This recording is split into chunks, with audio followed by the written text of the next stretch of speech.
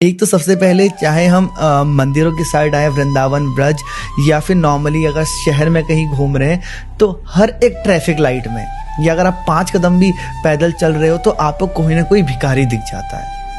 कोई समर्थ है, पूरा हष्ट पुष्ट है, कोई अपंग है, लेकिन आपको हर 4 कदम में दिखते रहते हैं। और अगर दे दें तो ऐसा लगता है कि ये तो उससे नशा करेंगे, हमने एक गलत चीज़ को, एक गलत प्रथा को हमने उसको सहारा दिया, एक गलत प्रथा को, ये तो बिजनेस चल रहा है। और ना दे तो मन में लगता है कि जेब में पैसा था मेरे और मैंने फिर भी उसको नहीं दिया जो मेरे सामने हाथ फैला के आया था।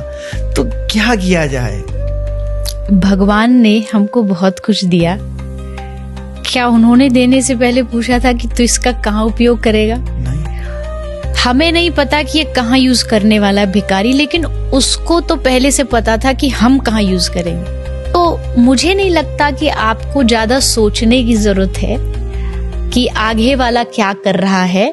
आगे वाले के कर्म आगे वाले के पास है, आप अपने कर्म से मत चूको। प्रेमानंद बाबा जी महाराज, उनकी एक बहुत अच्छी लाइन मैंने सुनी है। बाबा ने कहा कि कोई पूछ रहा था कि बाबा लोग हमारी अच्छाई का फायदा उठा लेते हैं। तो बाबा ने हंस के कहा कि ये तो तुम्हारे लिए बड़ी अच्छी बात है कि लोग तुम्हारा फायदा उठा पा रहे हैं। तुमको भगवान ने इतना बनाया कि तुम किसी के लिए फायदे के लिए काम आ रहे हो, इसमें नेगेटिव क्या है? ये तो तुम्हारे लिए पॉजिटिव ही हुआ ना। बहुत सुंदर कि लोग हमारी अच्छाई का फायदा, अरे तुम फायदा उठाने दो, तुम किसी के लिए फायदेमंद हो। तुमको ये सोच के नाचना चाहिए। जैसे एक बस जा रही है, एक आदमी विंडो की साइड बैठा है और एक विंडो से दूसरी साइड में बैठा है। एक भिखारी विंडो पे खड़ा होके भीख मांग रहा है। जो विंडो वाला व्यक्ति है वो नहीं दे रहा, पर जो उधर वाला बैठा उसके मन में आया, उसने 50 रुपए निकाले और वो भिखारी को देना चाहता था, पर उसका हाथ वहां तक पहुंच नहीं रहा। तो उसने जो विंडो वाला आदमी था उसको दे दिया कि तू दे दे भैया। उसने जब वो 50 रुपए भिखारी को दिए तो भिखारी ने क्या सोचा, कौन दे रहा है? यही जो विंडो वाला, ये विंडो वाला है। और वो दुआ किसको दे रहा है? भगवान आपको दुआ है, भगवान आपने बड़ा अच्छा किया, भला किया।